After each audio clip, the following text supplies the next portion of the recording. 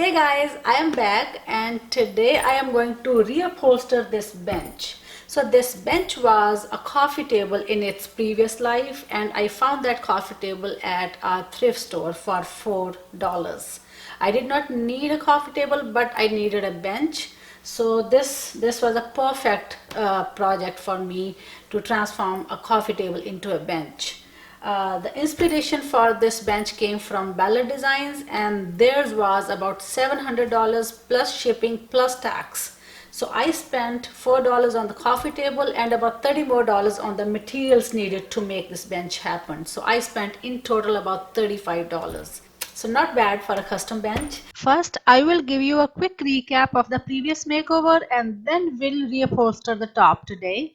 Be sure to let me know in the comments if you like the upholstery number 1 or upholstery number 2. The beautiful wood of the coffee table was covered in honey-colored stain and multiple layers of varnish.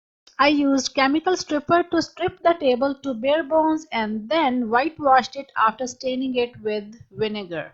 For the top coat, I used water-based matte varnish. The coffee table did not have this platform, but I wanted one because of storage and stuff, and the inspiration piece also had this platform. So what I did, I took the measurement of length and width and then got a piece of half-inch thick plywood cut at Home Depot, and then I made a template out of cardboard because of these odd shaped legs, and then trimmed the plywood with my jigsaw according to that template, and then I attached that plywood with the help of pocket screws.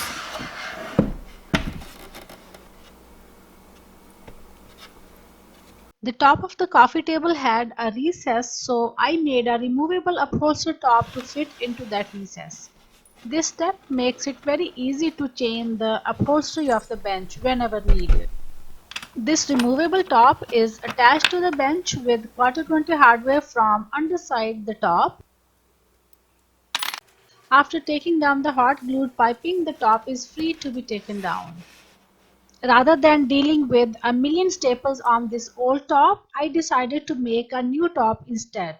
And for that, I cut a 3/4 inch thick sharp grade plywood to fit in the recess of the tabletop. I cut the plywood about ½ inch shorter on both width and length sides. Then I clamped that plywood to the tabletop to drill holes to match the existing holes in the tabletop to install the hardware.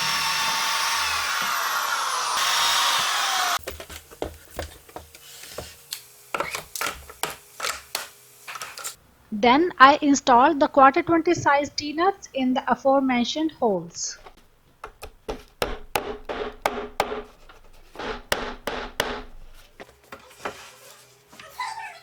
After installing the hardware, I attached 3-inch thick medium density upholstery foam to the plywood with Easy Tack spray adhesive.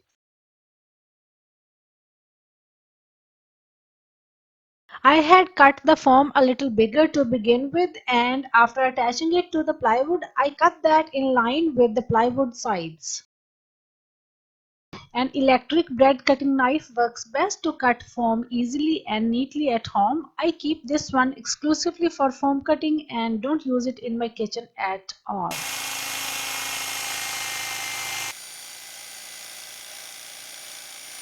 You have to go slow and steady to cut the foam neatly.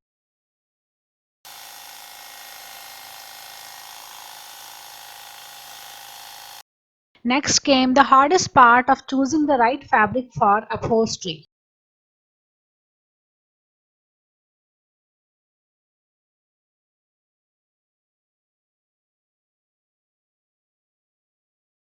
After trying so many different fabrics from my fabric collection, I decided to go with a simple muted gray pattern fabric to which I added some color with paint to add a little pizzazz.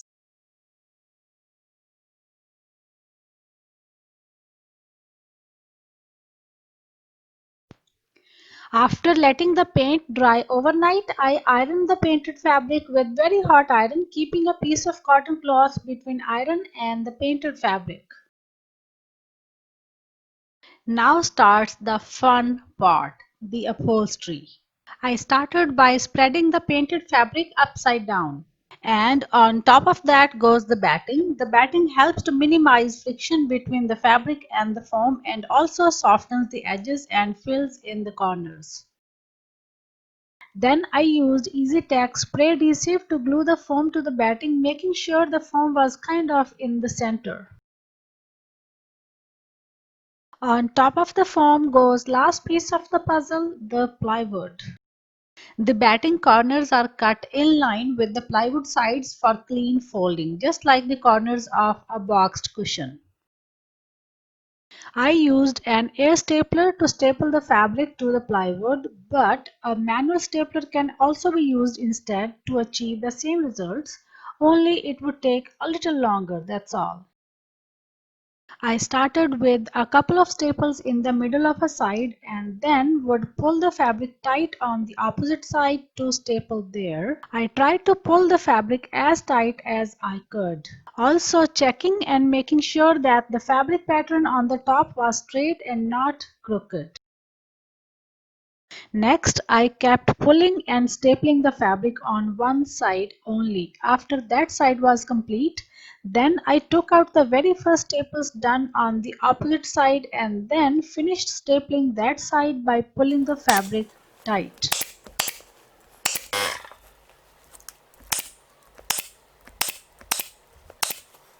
Then I repeated the same process on the remaining two sides, also checking periodically for the straightness of the pattern on the top side.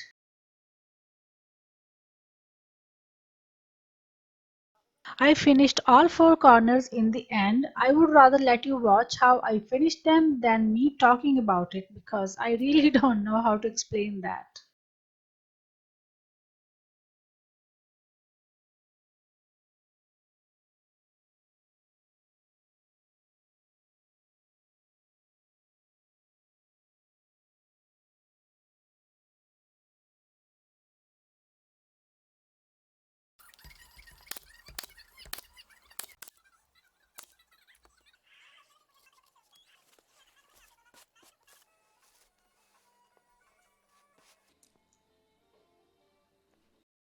Well, almost done. Next, I fixed the upholstered seat to the table with quarter 20 bolts from underside the top.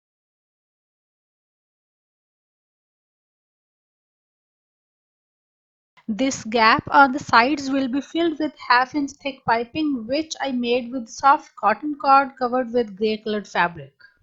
I started to hot glue the piping in the middle of a side, leaving a couple of inches free at the piping end. And continued on all four sides, hot gluing every 6 to 8 inches. To get a clean joint at the end, I opened a couple of inches of the piping end, cut off the inside cord and neatly overlapped that end onto the starting end of the piping.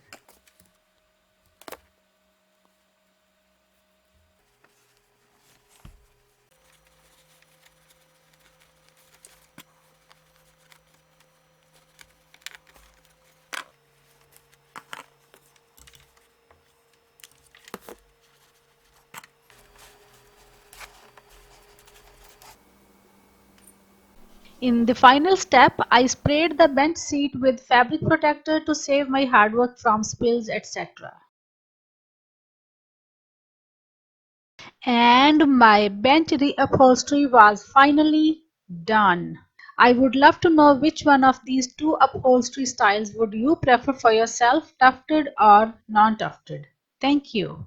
So that's all for today's video. I'm Sujata, Muri's handy mom, and I'll see you guys next with a new project. Until then, take care.